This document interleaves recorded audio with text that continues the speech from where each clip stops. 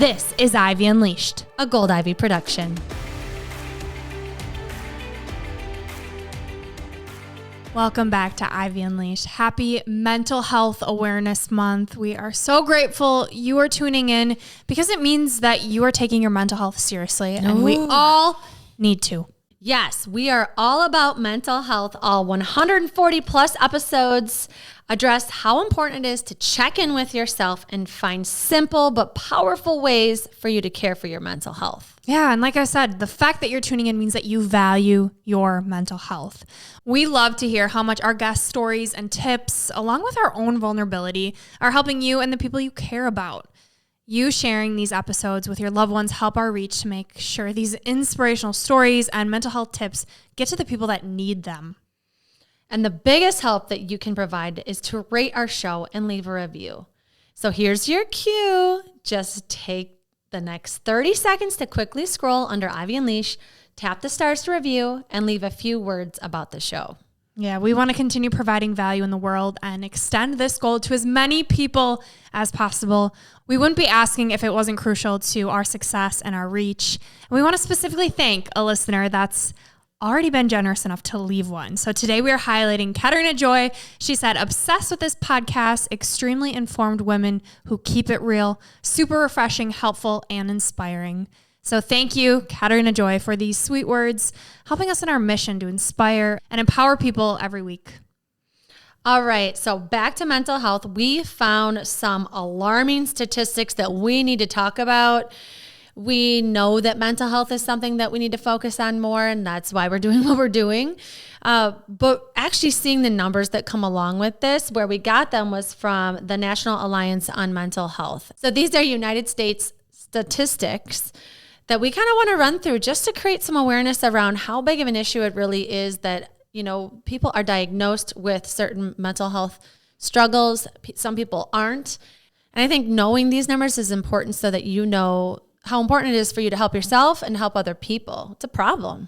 Absolutely. So, all right, listen up, everyone. These stats are wild. And they are why we are doing the work we are doing, filling the gap. Because 1 in 5 U.S. adults experience mental illness each year, and 1 in 20 U.S. adults experience serious mental illness each year. So yeah, so there's the, you know, I have my downs. Maybe I'm thinking more like baby blues versus I have postpartum depression, right? So it's like, whether it's more serious or it's more mild or it's short or whatever, we're all having these struggles. 1 in 5 people, like you're in a room of 10 people, that's 2 of you that have some type of mental illness going on. And then when you're in a big room of 20 people, which happens, you know, randomly at a birthday party, like one person is really suffering with a serious mental illness. Like that's alarming. Yeah. And a lot of moms listen to this podcast. Even if you're not a mom, you're around kids. And this stat is even more alarming. 1 in 6 U.S. youth aged 6 to 17 experience a mental health disorder each year. Mm-hmm. And what was really scary was reading that suicide is the second leading cause of death among people aged 10 to 14. 10 to 14. That's so heartbreaking. The second leading cause. I think the first one is asthma, isn't it? I'm pretty sure it is for kids. I know that that's like the rate is really high. But the second is really suicide for kids. And so what can we do about it?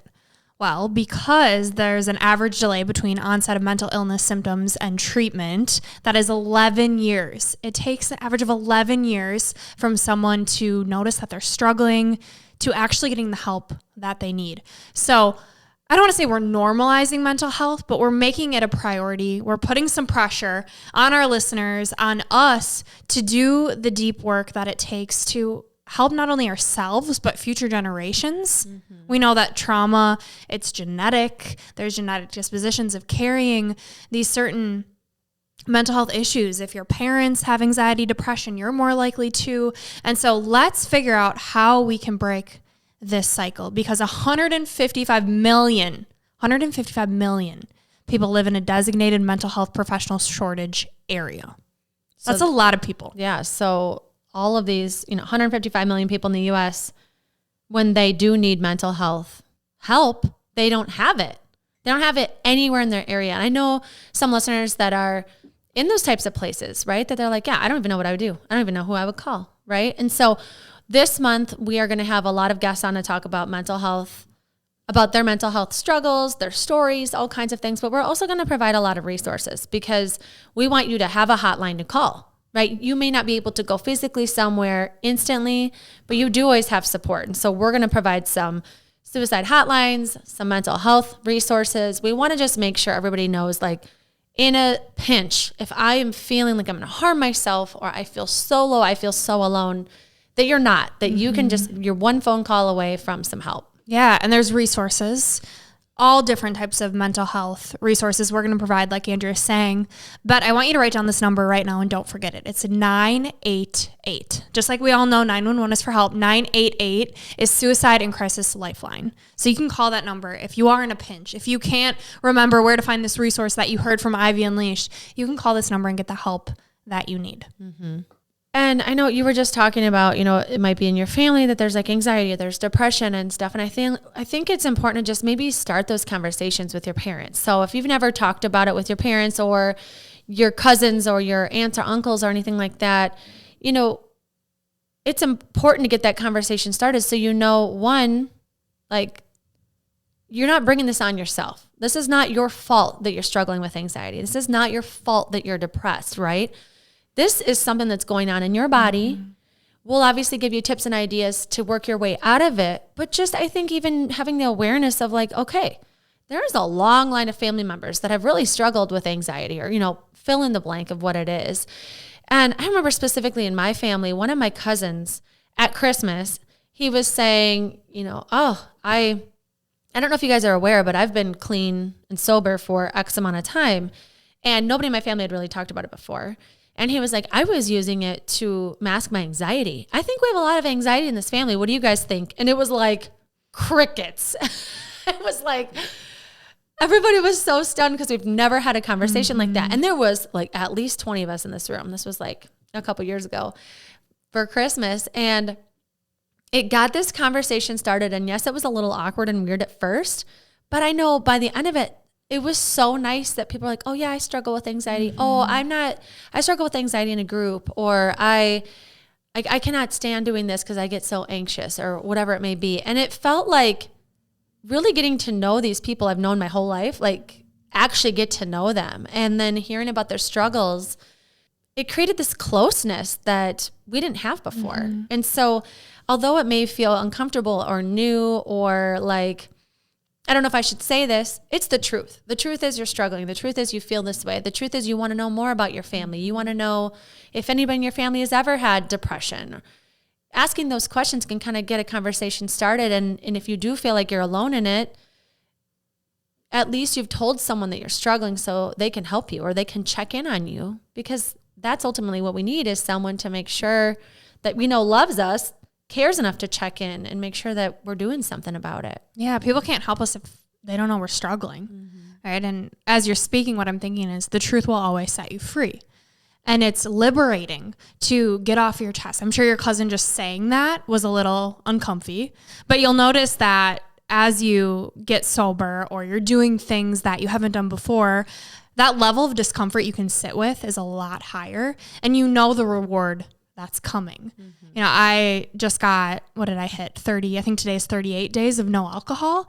And I totally relied on alcohol to help with anxiety of social situations and even just to mask my pain with the pain that I was in, whether it was mentally and physically. It was a combination of both for me. And so to be able to share that A, you're struggling, and B, by me struggling and saying something about it, it's making my relationships better, is such an important thing that I think we need more of in our society. No one wants to talk about mental health. No one wants to talk about struggling, and people want to fix. You tell someone you're struggling, and we don't want to sit with that discomfort of knowing our loved ones are struggling. But sometimes just saying it is all we need to unleash ourselves, to get out of this prison that we're in. And we had an episode on anxiety. Amber versus anxiety was on. Oh my gosh, it was amazing. So go back and listen if you struggle with anxiety, because she gave a lot of tips. But something she talked about was like, don't start with the hardest person to tell. Like if it's really hard for you to admit to your parents or like a close friend that you love a lot, but like they're just unaware and you feel like that's a big, hanging fruit. Like go to a smaller hanging fruit. Like she even said, like tell your cat. Like, tell your cat I'm depressed. I'm feeling depressed. Yes. Or tell someone you know who struggled with it themselves. Right? If you have already that closeness there where you, or that insight of, I know my mom struggled with anxiety, for example, or whatever, whoever it may be, I think it's less scary. Yeah. So take it easy on yourself when you're starting to tell someone, when you're starting to let people in. It can feel a little like you're naked walking around and like exposing yourself, but we all have struggles. Like we all have those times where we're feeling really low. We're not feeling like ourselves. We all struggle with being vulnerable with certain aspects of our life. And so you're not alone in that, but you can't stay alone. Like you cannot stay alone in this. It's dangerous. Clearly it's dangerous. These statistics are scary. Yeah. And it scares the shit out of me. I constantly am like, you know, when we talked with Kevin Hines, I'm always like, what is that like to be that low that you want to take your life? And like, how quickly does that happen? Because I feel like sometimes it's like this impulsive thing. It's not you. And sometimes it's like this planned out thing. But yeah, it's you when you have a chemical imbalance. Like that is not you. That is not your soul. Your soul does not want to die. Right. And so it's so scary to me that, you know, you or I could be one of these statistics, right? Because it could be this quick turn. And so being proactive, focusing on our mental health, being aware and learning from people that have been through these struggles is why we have them on the podcast. We want you to hear, like Kelsey Aida, her episode came out today. She was severely depressed for 3 years, right? What did she do? What did she say to herself? When you hear those stories, it empowers you, right? It makes you feel like if she can do it, I can do it. She said that to herself. Let me try that. Let me try that on and see how it goes, right? And so that's why we're consistently putting people in your path that, yes, their stories might be a little dark, but they found the light. They let the light in. They let people in. They found a solution. And so that's why we're sharing those stories, because they're really powerful. Yeah, and it's things we were never taught. Like we created this podcast. We didn't know these things. We had to learn them for ourselves. I had to learn that I am not my thoughts. I had to learn that my anxiety, my depression came from my gut health being so messed up. I was never taught that the gut and the brain are connected through the vagus nerve. Like, what?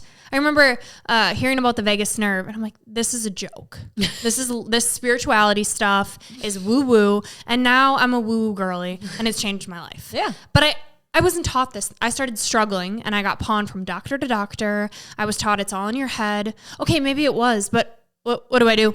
What do I do? Okay, get on a therapist's list, and then I'm supposed to talk out these issues. But this therapist has never had gut health issues. They think it's a chemical imbalance, but where is that chemical imbalance stemming from? And so getting people on this podcast that you have access to for free that are talking about holistic health. They're talking about the link between our mental health and our gut health, our mental health, our physical health, that it is all one and it is so interconnected. And so if meditating doesn't speak to you, well, maybe exercise does, maybe getting some endorphins, maybe trying a cold plunge, all of these things that there is no best answer. There's only the answer that fits right for you. And that can be very hard for people to hear. Like, give me the magic pill. I just want the magic pill. You have to desire feeling better and want to do something about it. And so as we're sharing these people's stories, you pick up on little tips. You hear, oh, they tried this. I could do that. And so let this be your sign to take something from this episode to try, to give to a friend, to make your life better. Because it doesn't matter if you're doing all of the right things when it comes to quote unquote being healthy, if your mental health is not at the forefront of what you're doing. You can eat all the right foods, you can exercise, you can sleep, but if you are not taking a break, if you are not listening to what you actually need, if you're not aligned and inspired with the work you're doing, it doesn't matter. Yeah, and we want to talk about what we're trying, what we're doing. That's what we do in every episode, right? We want to tell you in real time what we're doing to help ourselves out because, like Brooke said, you might just want to try one of them. And we're going to always give you endless tips because we know that it's not a one size fits all. Like Brooke said, it's like you have to listen to your own body. You have to try things too to know if it works or not. Does that food agree with my stomach that I saw Brooke eating? No, it doesn't. Okay, never eat it again. But I think sharing our tips is so important when you do feel like I've got nothing. Like I need someone outside of myself to help me figure this out. Yeah. And I don't want to spend more money on a doctor appointment or more time. And I think back to what I wish I had. I wish I had this guideline, this roadmap. And although, like we're saying, there isn't a one size fits all, there is a certain roadmap to figuring out, right? We know the first step is awareness that, hey, something needs to change. The next step is, what do I want? What do I want to change? What is my goal I'm working towards? And then what is that first step that I'm willing to take that doesn't feel overwhelming? So for me, it was, I feel like crap. I don't want to feel like crap. What am I doing that is making me feel like crap? What is in my control? What can I learn? What resources can I take? And for me right now, it's really my mental health. It's getting my energy back, because if you're new to the show, I've struggled with my gut health for years. And because of that, it caused a lot of tissue damage. I met with my doctor, and tissue damage takes a lot of energy on the body to heal itself. And so although I'm doing all the right things, energy and fatigue are big symptoms of mine. And my nervous system has been in a fight or flight state. A sympathetic nervous system is what it's called, for so long. And I've learned from slowing down, because my body literally collapsed and I had to, that all of this unresolved childhood trauma has come up now that I've actually paused and taken a break. And not being able to cope how I did with being go, go, go, with eating, with partying, with drinking. It's like an open wound is like literally how it feels. And the anxiety of being different and not being able to do what I used to do, it caused a lot of anxiety and depression. And because of the link between the brain and the gut health, my brain wasn't producing serotonin, wasn't producing dopamine, these feel-good hormones. And so I'm like, okay, how can I reset my nervous system? We just had on Tom Seeger, who is all about cold plunges. And I was like, okay, universe, I'm hearing a lot about cold plunges. And then I listened to Andy Frisella's podcast. Bam, cold plunges right in it wasn't even in the description. I'm like, okay, could God be yelling at me any louder? So I took my ass to Quick Trip, got some ice. I'm on day 3, working my way up to 3 minutes. And the benefits of it are so incredible that I'm like, why wouldn't I try this? Mm-hmm. The things I do for healing. Yeah. And you'll hear more about benefits in that episode. That'll be in May as well. But I'm curious what you're saying to yourself when you like are about to dip that toe in and submerge yourself. Like, what is happening in your brain? I can't think. Yeah, I just have to go. So at first I'm like, okay, I'm going to try Mel Robbins' 5-second rule. 5 is too much. I go 3, 2, 1, go. And the trick is, once you're in it, to relax, which is very tough, right? But you're using your breath to relax. So I looked up videos on how to use your breath, and it's really just belly breathing.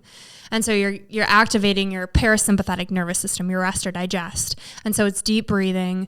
And the first 2 days I had it down. Today was difficult. My tub isn't as big as I need to, and I'm saving up and I'm manifesting a cold plunge. But for right now, the tub is what we're working with.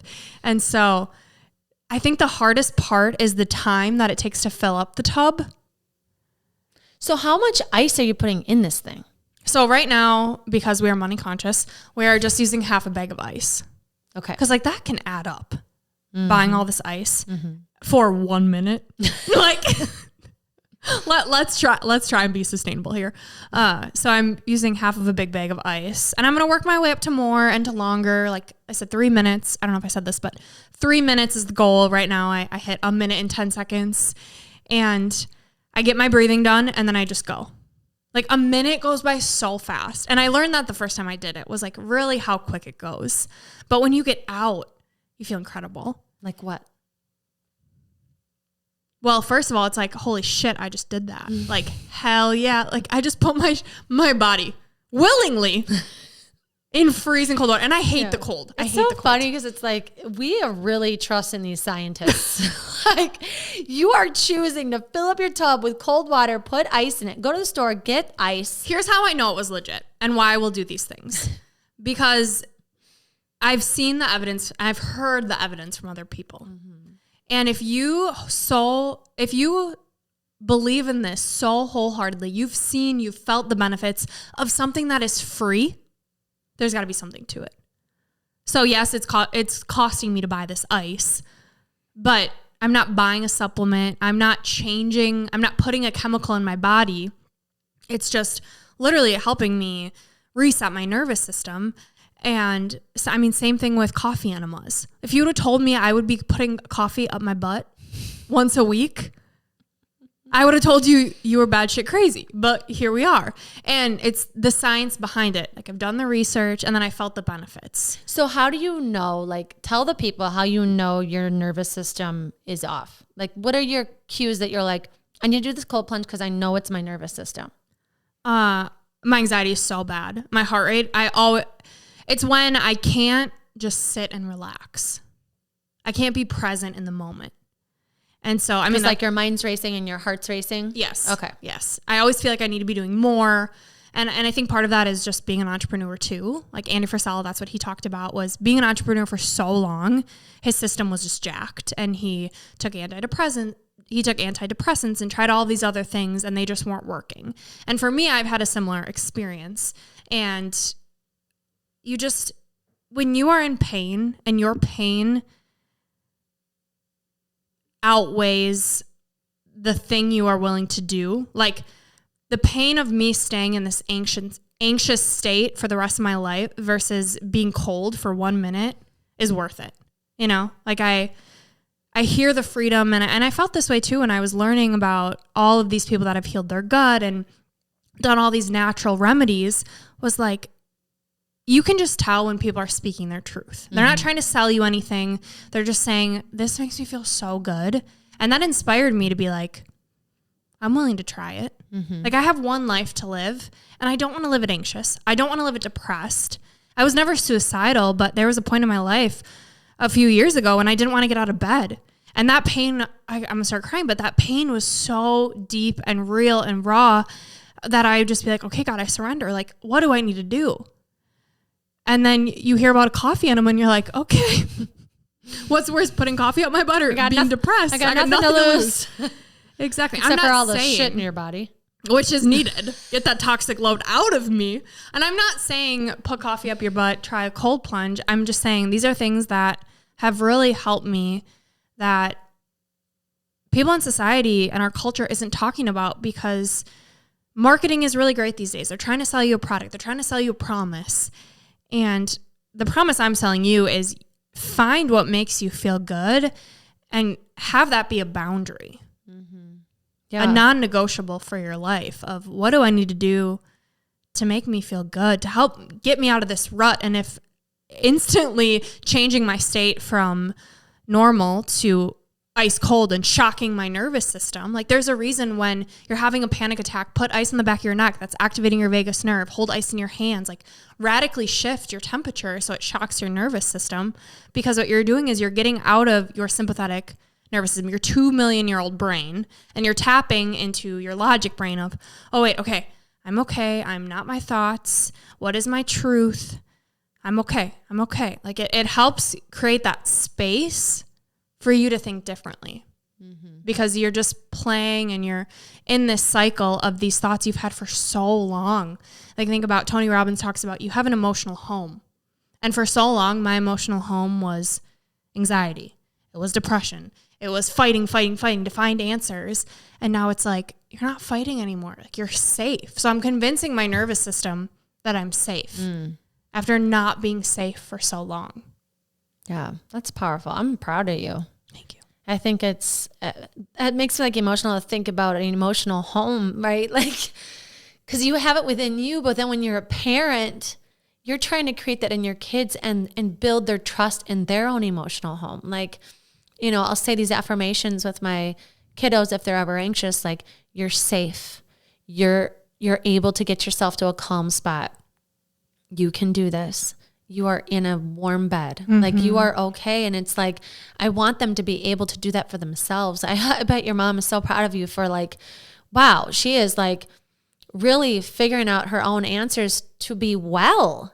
And that's what we want for you, is to be able to use the breadcrumbs from us or from any type of energy you're subjecting yourself to. It's so important to think about who you're around, what you're putting in your AirPods, what circles of friends you have, what they're doing, what they're saying, because it affects you. It affects your emotional home. And you do want it to be calm and peaceful, right? We want to have fun and do some things that stimulate us or whatever. Like, that's great. But we all want peace, right? And we all want to feel loved and connected.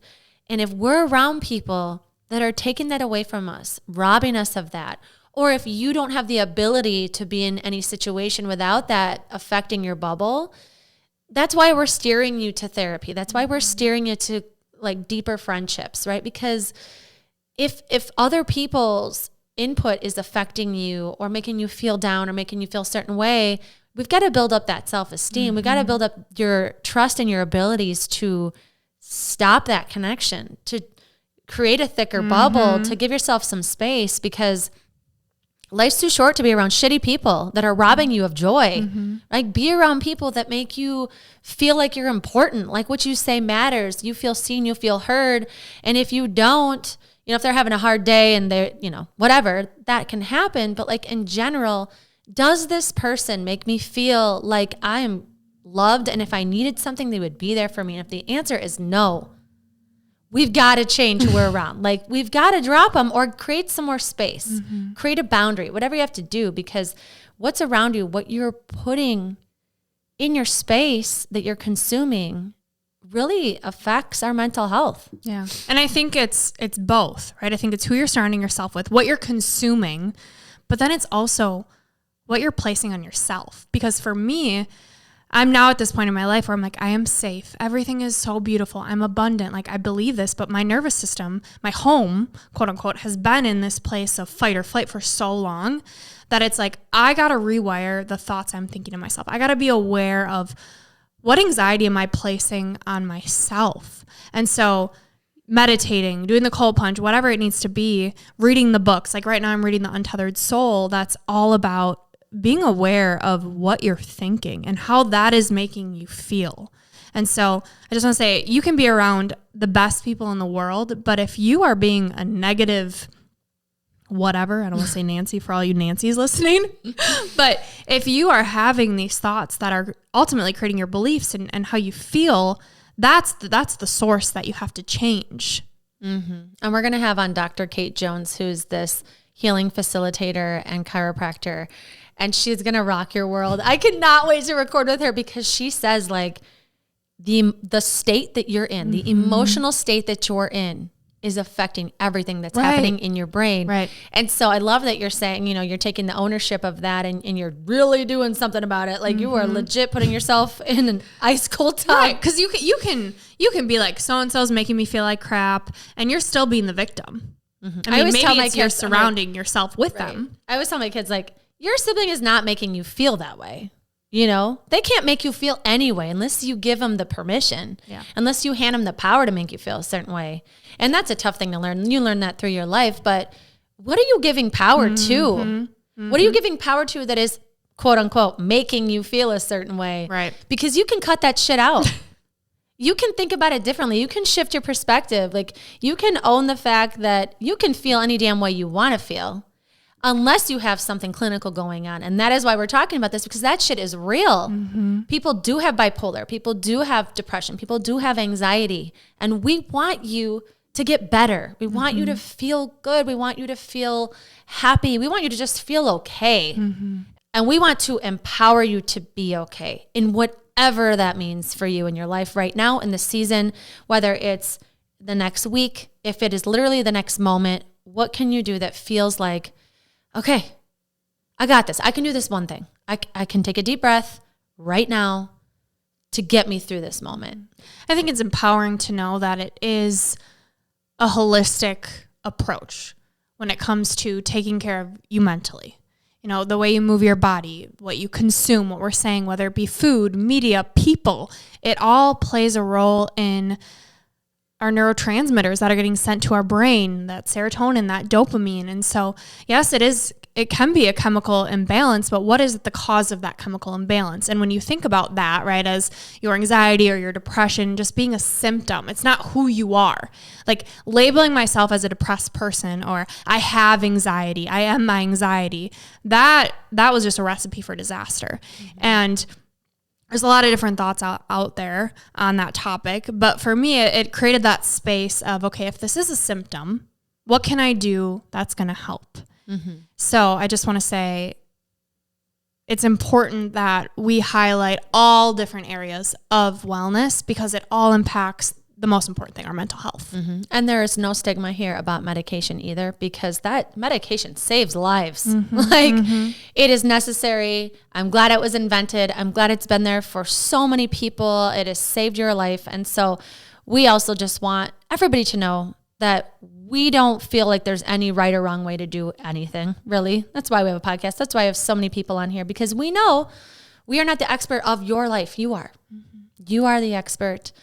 And we want you to be okay. Yeah, and we're walking the walk with you. I'm putting my ass in cold water. What are you doing right now? What do you want from me? What are you doing to prioritize your mental health? Well, I am organizing. I went through every single room in my house and decluttered, cleaned. I just was realizing it was really weighing on me to have so much stuff. I know I've talked about this before. I hate having stuff. I hate having too much stuff. When I do laundry, I'm like, why do we have so many clothes? Like, we don't need this many clothes. And then we recorded with Sonia about minimalism, and you're like, oh, that is me. That is my dream to be. Yeah, my husband just left to go to Costco, and he's like, I really just want some nice shoes for our trip. I'm like, you just bought some. And I like held out 4 pairs. I'm like, please do not buy another pair. Please, God. It overwhelms me, and it just makes me feel, I think deep down it makes me feel like we're not grateful for what we have if we feel like we have to keep getting more. I want to be grateful for what we have and get rid of more and give to people that could use it. Like to have to organize all the time, all this shit. I'm just like, I got to get out of here. So my garage is ready for a garage sale like 2 weeks in advance. I am so excited. What did you say earlier about like, is this sparking joy in my energetic field, or what did you say? I think I said looking at that crooked ass stand is taking away energy and joy from my life. I think Brooke's like, did you get rid of our janky stand? I'm like, yes. It was like taking energy and joy from my life. And it so needed to go. It needed to go. It was time. You needed to find a new home. Yes. So yeah, I'm doing that. I'm organized my entire house. It feels so good. And I just like, I feel like I've got clarity, right? And then from there, I organize my inbox. And then from there, I feel like I'm more ahead of like appointments for my kids and organized for our podcast and our lineup. You know, it just kind of like waterfalled into other things. Just really feeling like you're in charge of your space. It looks good. It's clean. Feels good. Creates that peace. Mm-hmm. Yeah. And then like physically, you know, getting outside for exercise, drinking lots of water, those things, they really affect your mental health. So I'm doing that. And then I'm really celebrating my emotional home's progress on healing and realizing and recognizing when things that used to trigger me don't anymore. I'm like throwing my hands up excited about it because it is so nice to have more peace of mind. It's so nice to like be in your shower and just sing a song and have joy rather than be troubleshooting a problem, thinking way too far ahead or going way back too far in the past. Like I'm more present. I'm excited about it. I feel happier and I feel more peace. And like you said, the nervous system feels more calm. And so I'm recognizing those small moments where I'm like, you know, someone will be talking and they're all triggered and they're all whatever. And I'm like, oh, that used to bother me too, in my head. You know, that used to bother me too. But now I'm just like more zen and at peace about it because I have really done a lot of therapy and coaching and work. And I think it's important to celebrate and notice when you've made that progress because it feels good. And then you'll keep healing even more. Yeah. And I'm thinking in the Untethered Soul book I'm reading, it's all about noticing and just letting go and like relaxing and breathing that out of you. So, you know, you're in the shower, you notice these thoughts are going rampant. Like, whoa. No, I don't have to be thinking this. What's a different thought I could be thinking? Yeah, I think it's that power of I don't have to let this affect me. It's so freeing. Yeah. And when you can't get out of that cycle, that's tough. Like sometimes my brain is just searching for something to be critical of. I'm like, please stop. But it's like searching. It's like, oh, what did you say in that conversation? What did you say? You should feel bad about it. I'm going to find it. And it's like, it's not able to find the thing, right? It's like, it's really trying. And I'm like, okay, today I got to focus on doing something that reduces this anxiety because that self-critic's really trying up there and it's not finding anything because it doesn't need to. Like I am doing a better job of being present. And so it's like, I feel like sometimes when you feel like you cannot get out of that cycle, the next move is jump in a cold plunge. Get outside. Like, what am I going to do so that tomorrow night when I go to bed, this doesn't happen. Or it's less likely to happen because I'm taking action on it. Something else too, when that cycle's happening is I'll say to myself, like, I'm robbing myself of right now. I am robbing myself of sleep. I'm robbing myself of a peaceful shower by doing this, or by my brain doing this, right? So it's like I'm actually saying to my brain, like, please stop. Please stop this cycle. I don't want to be robbed of this moment in time, you know? And I think just even being aware that it's happening and like saying that out loud or saying that in your head, it can kind of ease the cycle or bring awareness that you don't want to stay in this kind of state. Yeah, when you are aware of it and you name it, you release its power. It's like you're stopping the self-sabotaging from happening. Like you're becoming aware that it's happening. Oh God, okay, let it go, release it. And there's nothing wrong. There's nothing wrong with you that it's happening. Like, right. It happens. Yeah. It happens. And you're not a shitty anything because it's happening, or you don't have a problem because it's happening. Like, it just happens. Yes. Our brain does these things, and we are in a culture that is go, go, go. It's very fast. You do have a lot on your plate. You being a human being is so much. And so there's nothing wrong with you. But you being aware of it, knowing I don't want to feel this way, is step one. Yeah. And not clinging to it. That's what I was reading in the book last night, is that the Buddhists have this concept of clinging. You cling to the anxiety, you cling to the thought. And so literally letting go, releasing, just even visualizing that is so powerful. Getting back, releasing that so you can be back in the present moment where your thoughts aren't going rampant. And that takes practice. Like, we've done a lot of work. We prioritize things every day. Like, we meditate, we exercise, we do these things to build our presence muscle. And so it's not going to happen overnight, but you celebrate these little wins, you notice them, and then you feel good and you want more and you want more. And as Catherine, our coach, says, the better it gets, the better it gets. And that's why it's so important to celebrate it. So you notice you are making progress. You do want to keep going. You don't fall back into old patterns that, for me, keep me in bed, keep me feeling like crap, because you have one life to live, and you are worthy of feeling calm, feeling on fire, feeling however you want to feel, and take ownership of that. Yes. And you listening to this episode is taking ownership. You are taking steps. You are putting positive influences in your ears. We are so happy that you're here. And we just want you to know May is going to be amazing. And we're going to continue to put these awesome people with amazing stories and science and healing techniques, you name it. It's all coming this month in May. Thank you for tuning in to the kickoff of this month. It's going to be incredible. And now for your 3 gold stars. Number 1 is a little breathing technique. So when you feel like everything is overwhelming, to just focus on breathing in peace or calm or whatever it is you want to cultivate, and breathing out anything that is happening in your mind that's negative. So you're just breathing in the good, breathing out the bad. I love it. Next one is decide what your non-negotiables are for prioritizing your mental health.